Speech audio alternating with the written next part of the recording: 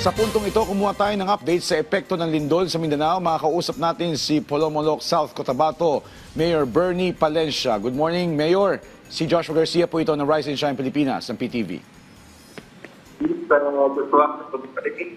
At good morning sa taga-subaybay ng programa niyo sa PTV4. Mayor, kumustahin po namin ang sitwasyon sa inyong lugar sa ngayon? Nakakaramdam pa rin po ba kayo dyan ng aftershocks? Yes, Joshua, kagabi nagkaroon naman ng aftershock at around 9 o'clock in the evening. Pero sa ngayon, tolerable pa naman yung situation. Okay. Gaano po kalawak ang pinsala ng lindol sa inyong nasasakupan sa mga bahay, sa gusali, paaralan at maging sa kalsada? Mayor, kumusta po? Yes, Joshua, asawa ng Diyos, hindi masyado severely damaged yung mga infrastructure natin.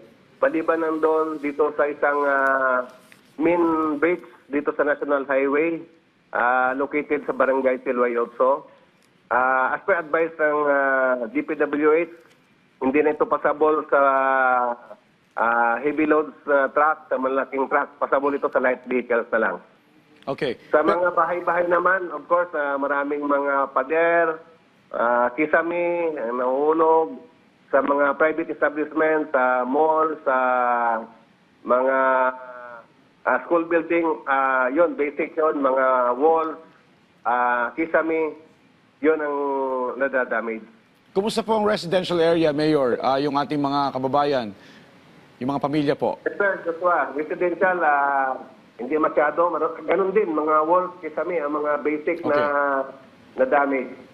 Okay, since Mayor nabanggit mo na meron pa rin mga aftershocks, like kagabi, do you suggest na manatili sa mga evacuation center o maging mapagbantay na lang sa kanila mga tahanan?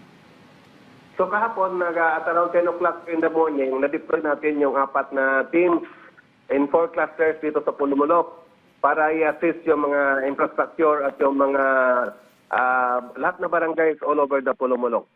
So yung isang barangay doon sa Barangay Landan, Bulubundukin na barangay yan, katabi ng Sarangani, Malungon Sarangani. May community doon sa Porok 1A. There are 15 household, families na advice ng ating teams na ma-evacuate sila. Okay. So yun ang ano natin, na sila yung 15 families na yun sa Barangay Landan. Okay. May naitala na po ba tayong casualty sa inyo pong lugar dyan po sa Polomolok, Mayor? So far Joshua, walang casualty dito. Maliban lang doon sa isang individual doon sa may Barangay Lumakel na nadaganan ng pader sa bandang Binte. But for now, nasa hospital na siya ng Polomolok General Hospital. And as per advice ng ortho, subject for operation ang kanyang bente mamayang hapon. Okay. Actually, ito ng local government of Polomolok para malibre yung stainless or yung sa operation niya. Okay. Mayor, kumusta po ang supply ng kuryente at tubig at maging ang estado ng telekomunikasyon dyan sa Polomolok?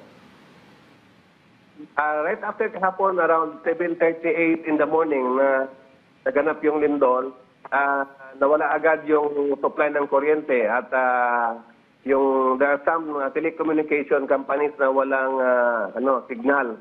But around 3 p.m. in the afternoon kahapon, na-resume naman yung electricity.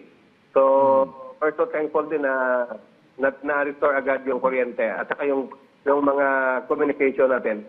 Okay. Mayor, as of yesterday, ano po ang unang ginawa o hakbang ng inyong lokal na pamahalaan pagkatapos nga po maranasan itong lindol? So right after that, doon ako sa isang paralan, nag-deliver ng speech doon dahil opening ng klase.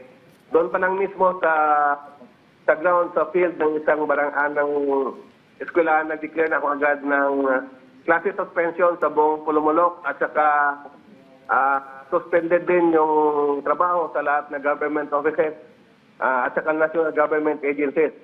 Sa mga private naman, option ng mga business owners kung magpatuloy pa sila. Okay. Yun ang initiate natin. And then,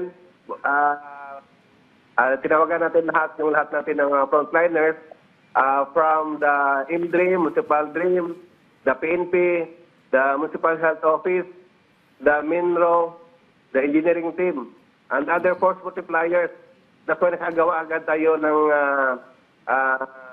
response through command center na ginawa natin. That's why in 4 clusters, bumaba yung composite team natin sa sarabi ko ng mga department or offices.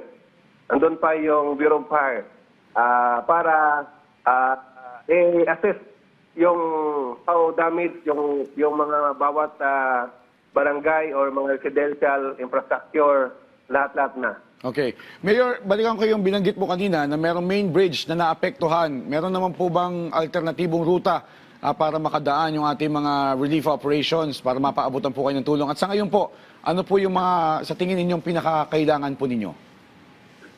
Yes, Joshua, na yung kagabi nag-overtime yung mga heavy equipment natin dito sa isang barangay sa Kinan Site. Kasi dito matatagpuan, Joshua, yung Dole Philippines. Isa din sa mga malaking company sa pineapple industry sa Pilipinas. Kaya yung mga malalaking truck nila, mga 40-footer van na loaded ng pineapple product, ginawa natin ng diversion road or rerouting or detour para doon sila magdaan temporarily. Kasi yung isang bridge din sa barangay Ginansay, steel bridge yun, hindi din kaya o ma-resist yung mga heavy loaded truck. Okay. So siguro, yung pinaka-immediate na need natin dito, kasi yung DPWS nag-advise sa atin na unpassable sa mga malalaking truck, yung Silway 8 Bridge National Highway, that's Maharlika Highway, na final assist talaga kung hindi talaga kaya. Kasi even yung mga passers from Upper Valley of South Cotabato, North Cotabato, Sultan Kudarat, dito din dumadaan sa bridge na ito sa Barangay Silwayoto. So, ang pinakahiling namin, andito naman yung Secretary ng DPWC, Sir Vince Dixon, na ma-prioritize din na ma-inspect.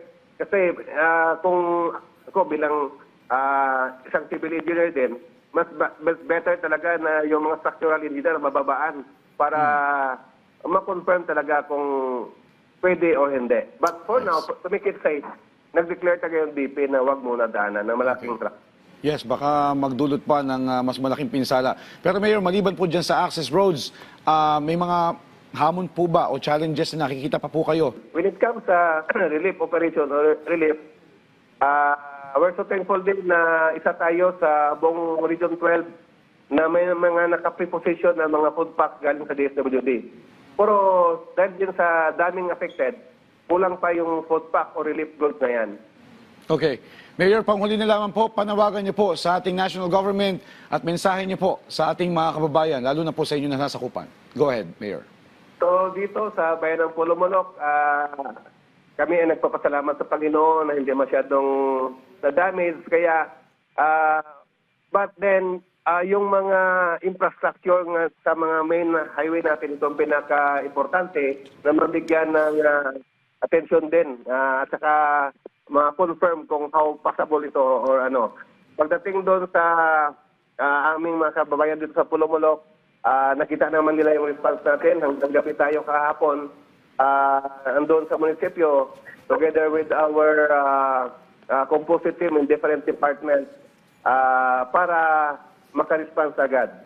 So, yun lang muna, Joshua, ang aming hiling na, of course, nandito din yung secretary ng DSWD na ma-maximize din yung, yung relief para sa mga barangay. Ngayon, kausap ko yung mga kapitan dito sa bahay as early as now para kung ano pa ang pwede ma-deliver na mga support or tulong sa bawat constituent sa Pulumulok.